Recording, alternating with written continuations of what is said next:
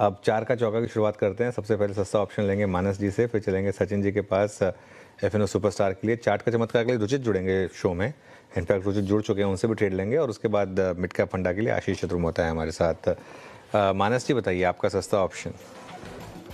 देखिए, सस्ता सस्ता ऑप्शन के लिए कमिंस के पुट ऑप्शन में खरीदारी करनी है। कमिंस ने 2 दिन पहले अपने 100 मूविंग एवरेज को ब्रेक किया था। कल हमने कंसोलिडेशन देखा, लेकिन आज डाउन ट्रेंड कंटिन्यू हुआ है। तो कमिंस का 4100 वाला पुट ऑप्शन 96 रुपीस पे ट्रेड हो रहा है।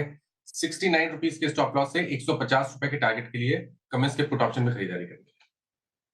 ओके, कमिंस का पुट ऑप्शन। सचिन जी के पास चलते हैं फिर सुपरस्टार के लिए। सचिन जी क्या पिक करेंगे आप?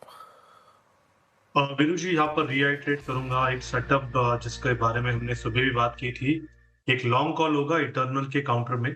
पूरे अगर हम सीक्वेंस देखें तो एक लो टॉप लो बॉटम सीक्वेंस रही है पिछले हफ्तों से। बट जिस तरीके से यहाँ पर प्राइस स्टेबल हो रही है 280 285 जोन में, एक पॉजिटिव डाइवर्जन जिसके 60 मिनट्स चार्ट्स पे है, तो मुझे लग रहा है एक अच्छी रिलीफ रैली स्टॉक में नजर आ सकती है।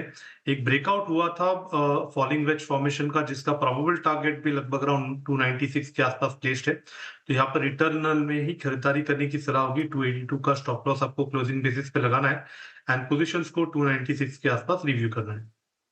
ओके, एफएनओ सुपरस्टार के लिए इटर्नल यहाँ पर खरीदारी करा है। कंडीशनल बाय याद रखिएगा, रिव्यू भी करने की सलाह मिली है, लेवल्स बता दिए गए हैं। लेकिन चार्ट का चमत्कार लेंगे हम रुचित जी से। रुचित जी गुड आफ्टरनून और स्वागत है आपका कार्यक्रम में। शुरुआती से करते हैं, बताइए चार्ट का चमत्कार के लिए कौन सा स्टॉक सुझाएंगे आप? जी very good afternoon to everyone. Chart में आज अपोलो हॉस्पिटल्स में खरीदारी की सलाह रहेगी।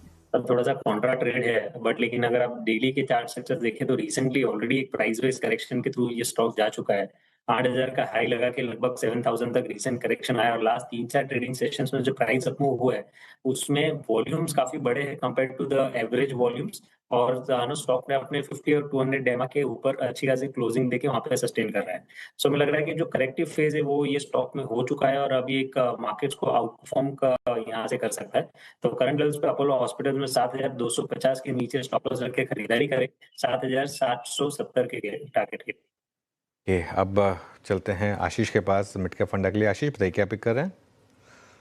तो अनुज, मैं जाना चाहूंगा भारत डायनामिक्स लिमिटेड के साथ। मुझे लगता है कि बजट है उसमें कैपिटल आउटले काफी स्ट्रांग रहेगा। और अगर से भारत डायनामिक्स की पोजीशन देखें तो ये ऑलमोस्ट 23,000 करोड़ की ऑर्डर बुक पे इस समय कंपनी बैठी है, जो कि मोटा मोटी 4.5 times order book to bill की एक रेवेन्यू विजिबिलिटी इंडिकेट कर रहा है। और इस साल में आपने देखा होगा करीब 6,700 करोड़ रुपए के नए ऑर्डर कंपनी को मिले और जिसके अंदर में ऑलमोस्ट 1700 करोड़ के एक्सपोर्ट ऑर्डर्स हैं, जो कि मोटा मोटी 5% टोटल टॉप लाइन का है। तो इसका मतलब एक्सपोर्ट अपॉर्चुनिटी भी कंपनी के लिए काफी अच्छे से बढ़ती हुई नजर आ रही है। और हमारा ये मानना है कि धीरे धीरे कंपनी अपना जो R&D स्पेंडिंग है उसको काफी बढ़ा रहा है। तो 6% से R&D की जो स्पेंडिंग है वो गोइंग फॉरवर्ड 9% पे जाएगी, जिसकी वजह से हमें लगता है कि टेक्नोलॉजिकल साइड पे भी कंपनी काफी डेवलप करेगी। और इस समय पे ऑलमोस्ट 90% जो प्रोडक्ट है वो इंडिजिनाइज्ड हो चुके हैं, जिसकी वजह से मार्जिन प्रोफाइल भी इंप्रूव होगी। तो इस सबको ध्यान में रखते हुए मुझे लगता है कि भारत डायनामिक्स अच्छा परफॉर्म कर सकता है।